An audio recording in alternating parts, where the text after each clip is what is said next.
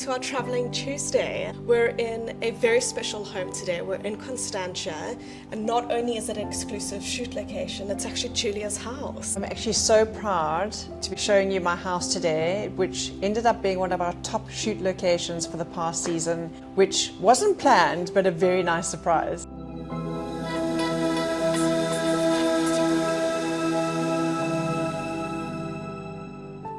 Such a beautiful space, something that really has an enormous amount of layers and textures, and so thoughtfully curated. And like you said, it wasn't made to be a shoot location. Husband definitely did not want that, but it became one of our top ones for a very big reason. And this is just a space we can't seem to get enough of in this industry, especially this past season that was a successful one. Yeah, Claudia, as you say, I didn't actually design it thinking about shoots at all. It just worked out really well, and I think it's probably subconsciously years and years and years of knowing what shoots beautifully. And generally what shoots beautifully are spaces that you enjoy being in, because the light is beautiful, how it makes you feel when you walk into a space and so on. And that's what I was determined to create. And we were very lucky to have this house actually come on our books for shoots many years before I bought it.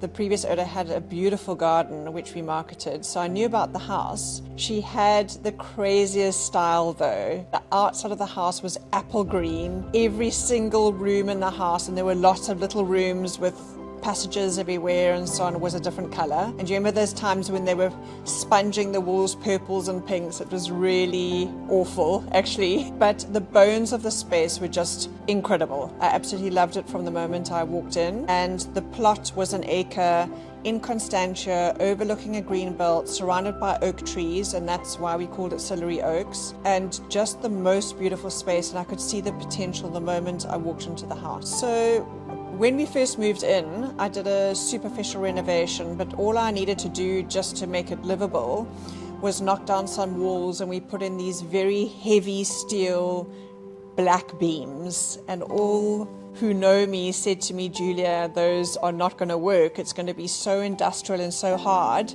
I was like, trust me, it's going to work. And they look fabulous. We needed those to hold up structurally the space that we opened up. For me, light is essential. And as you can see, I'm sitting in a space where the light is pouring in. This is a wonderful nook in the winter. You get warmth and sun all day. And creating that throughout the house was incredibly important to me.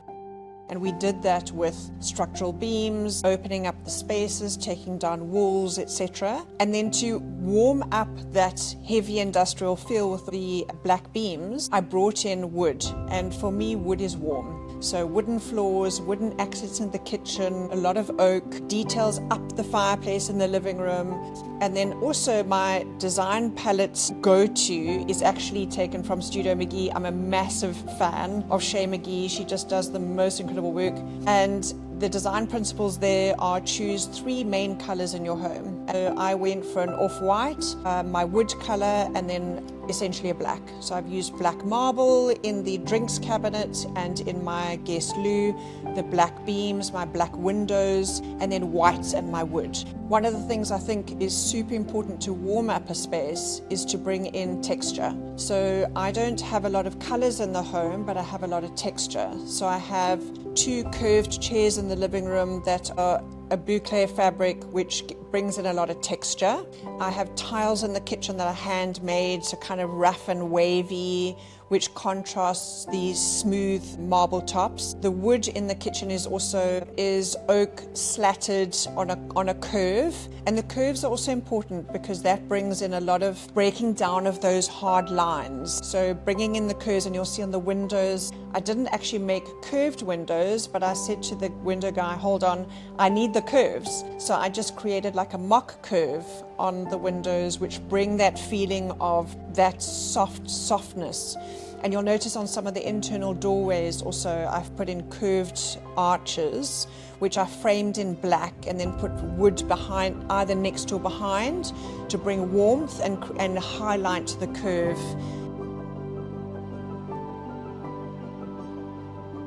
So aside from the sunroom, this is probably my favorite room in the house. And when you walk through the front door, you walk through an entrance hall and then straight into the kitchen. And we just worked with the design that we had, but I really wanted to make the kitchen spectacular, and I think we've achieved it because everybody who arrives says, oh wow, they just love this kitchen. So against my husband's wishes, I went with gold accents. They're actually brass, but he calls them gold. But we did the lights above the counter, all the handles, and again, I've spoken about bringing in warmth and contrast in color. So we have these black drawers, which also the kitchen guy said, are you sure you want black, Julia? And I said, yes, I want black, but brought in warmth and contrast. I spoke about the tiles and the wood to bring in warmth and texture.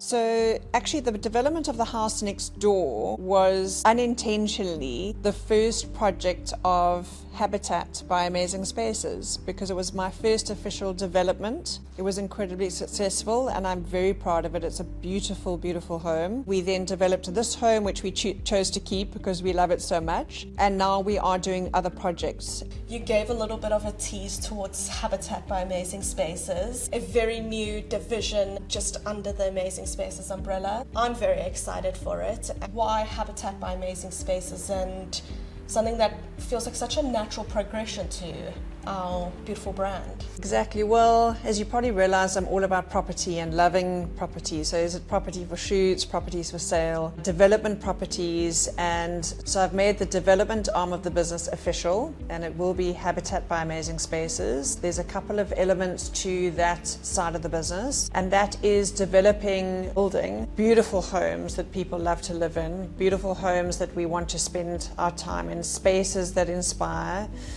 And I honestly, it's my happy place. If I'm doing that every day, I'm happy. The team complain that I'm not in the office enough because I'm on site with my hard hat on. And another part of that business will be a design, and my daughter's an interior designer. We're going to bring her in. She will be doing a lot of the hard finishes. We work incredibly well together. We have a similar design aesthetic, and I'm incredibly proud to be able to include her in the business. And she graduated as one of the top designers in the country, so it's a very proud moment for me. 25 years of Amazing Spaces. As you said, you've seen every space that has worked for shoots, season out, season in. And I think for Georgie to be able to bring forth something that she could have inherited from you, and Habitat by Amazing Spaces is really breaking the norm of your copy-paste kind of homes, really bringing forth a space that you're proud of, something you want to live in, build a family towards, and something that stands as a statement, something that's an architectural masterpiece, but really useful, and every part will be functional as well.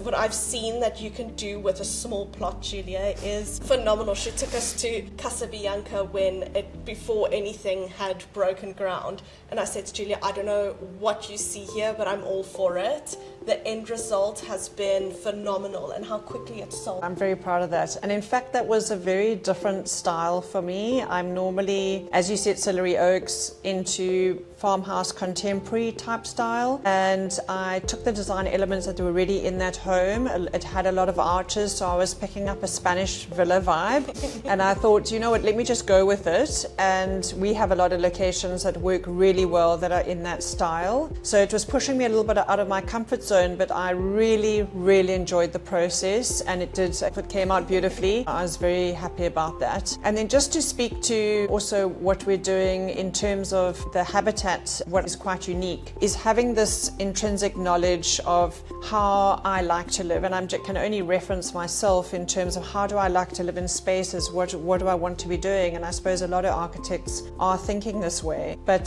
to me it is incredibly important to be bringing that to the fore. And then when I'm in that space, also what are the feelings that I want to feel, and that comes with the textures and the finishes and the interior design part, which is critical. And sometimes I think architects miss that a little bit unless they have a design element of their business. Absolutely. Some of them do. But those finishes are critical, because you can get the bones right of a space, but if you're not getting the other tangible thing right and how textural elements and colors make you feel, then it can fall flat. Funny enough, I find the challenge of a renovation way more exciting than a new build. A new build is almost easy. because you start with a blank canvas and you can do whatever you can imagine and line things up and all the walls are straight and what have you. And with Casa Bianca, I had to work with what was there and design around that, and I find that quite challenging, and it's a fun challenge. You say take the elements that are there and repeat them. So I repeated a lot of the arches in that house. I then designed the front door in an arch to bring, that element through, and also design elements that are repeated, give the mind a sense of peace, the sense of achievement when you've taken something really ugly and turned it into something beautiful. It just gives you this massive sense of achievement.